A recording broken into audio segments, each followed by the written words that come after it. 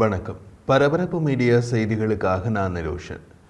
Russia நேற்றிரவு Azov கடலில் இருந்து கலிபர் நீண்ட தூர கப்பல் ஏவுகணைகளை உக்ரைனிய இலக்குகளை நோக்கி ஏவத் தொடங்கியது. அசோவ் கடலில் இருந்து கலிபர் நீண்ட தூர கப்பல் ஏவுகணைகளை ஏவுவது இதுவே முதல் தடவை. ரஷ்ய கடற்படைக்கு இதற்கு முன்பு கருங்கடலில் இருந்து உக்ரைன் மீது கடலில் ஏவப்பட்ட கலிபர் தரை தாக்குதல் ஏவுகணைகளை ஏவிக்கொண்டிருந்தது. ஆனால் உக்ரைனிய ஏவுகணைகள் மற்றும் விமான மற்றும் கடல் தாக்குதல்களின் தொடர்ச்சியான தாக்குதல்கள் காரணமாக கருங்கடலில் செயற்படுவது ரஷ்யர்களுக்கு மிகவும் ஆபத்தானது. இது ஒரு குறிப்பிடத்தக்க திருப்பு முனையை குறிக்கிறது. ஏனெனில் ரஷ்யர்கள் கருங்கடலுடன் ஒப்பிடும் போது அசோவ் கடலை பாதுகாப்பான பகுதி என்று கருதுகின்றனர். முன்பொரு காலத்தில் ரஷ்ய கடற்படை உலகின் இரண்டாவது பெரிய கடற்படையாக கூறப்பட்ட காலத்தில் ரஷ்ய கடற்படையை கருங்கடலின் ராஜா என்றுதான் குறிப்பிட்டார்கள். கருங்கடல் என்பது ரஷ்ய கடல் என்று ரஷ்ய ஜனாதிபதி புட்டின் சொன்ன காலமும் உள்ளது. அந்த நீர்க்குமிழி இப்போது உடைந்து விட்டது. உடைத்தது ஒற்றை போர்க்கப்பலை கூட வைத்திருக்காத உக்ரைன். ரஷ்ய அதீத ஆதரவாளர்கள் இதை வெளிப்படையாக ஒப்புக்கொள்ள மாட்டார்கள். ஆனால் படுக்கும் போது இதை நினைத்தால் திக்கென்று இருக்கும், லேசாக கூச்சமாகவும் இருக்கும். உக்ரைனுக்கு ஆதரவாக 85 நாடுகள் செயற்படுகின்றன என்று சொல்பவர்களுக்கு உக்ரைனுக்கு ஆதரவாக ஏன் 85 நாடுகள் செயற்படுகின்றன என்று கேட்டால் பதில் கூறுவது சங்கடம். 85 நாடுகளுக்கும் உக்ரைன் பணம் கொடுத்து வளைத்து போட்டது என்று சொன்னால் சொல்லும் நபரின் மனநிலை பற்றிய சந்தேகம் ஏற்படும்.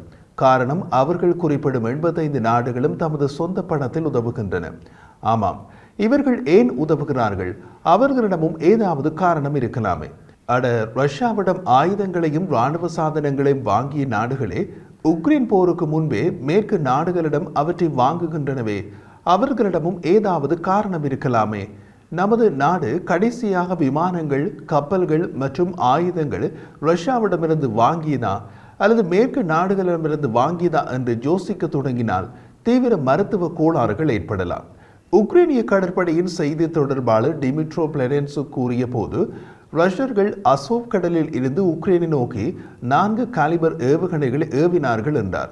ரஷ்யர்கள் 6 ஈரானிய தயாரிப்பு ஷாஹிட் 136 ஆளற்ற விமானங்கள் மற்றும் மொத்தம் 16 வான், தரை மற்றும் கடல் ஏவுகணைகளை உக்ரைனின் நகரங்கள் மற்றும் மின் நிறுவல்கள் மீது ஏவியது. இது எமக்கு வழக்கமான ஒன்றுதான்.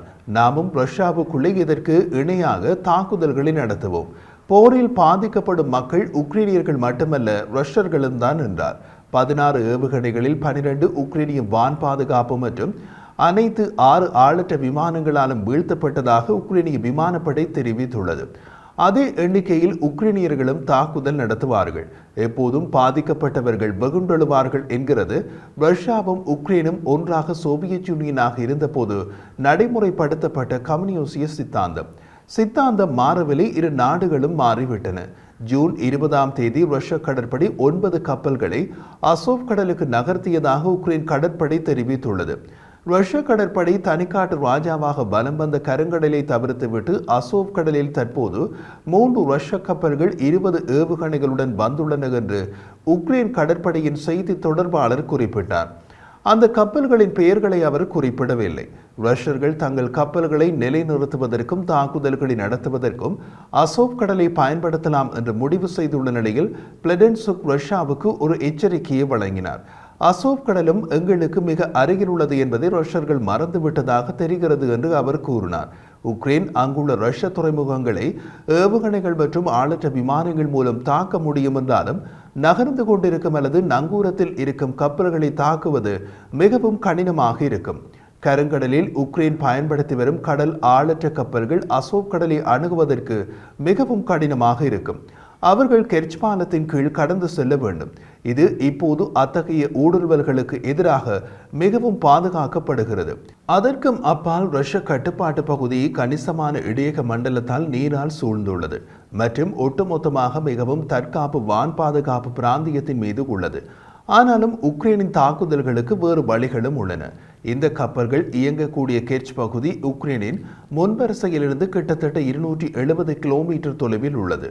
உக்ரைனிடம் 300 கிலோமீட்டர் தாக்குதல் வீச்சுள்ள ஆயுதங்கள் உள்ளன.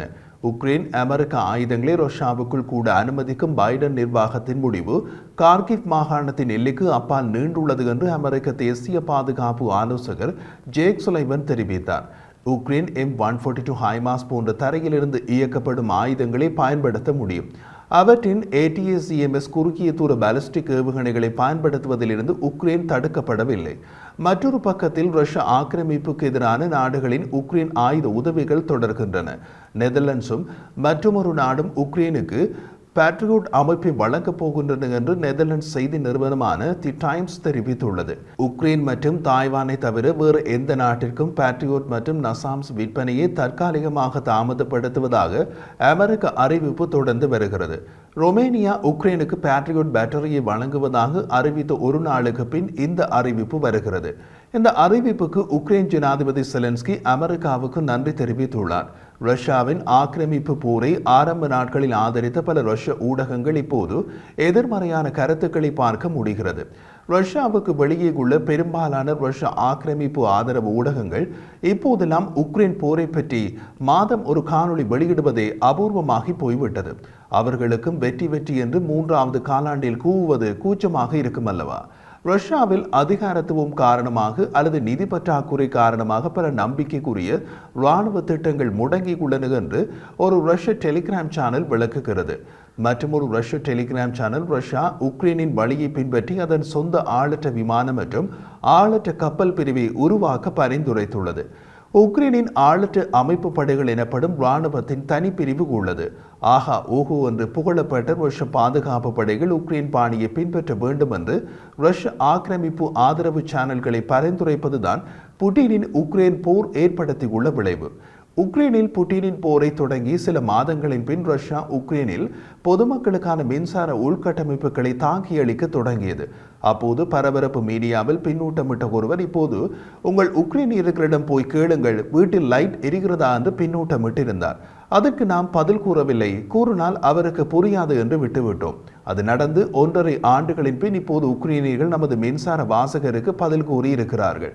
உங்களுக்கு மின்சாரம் முக்கியம் என்றால் எமக்கு சுதந்திரம் மற்றும் இறையாண்மை முக்கியம் என்று.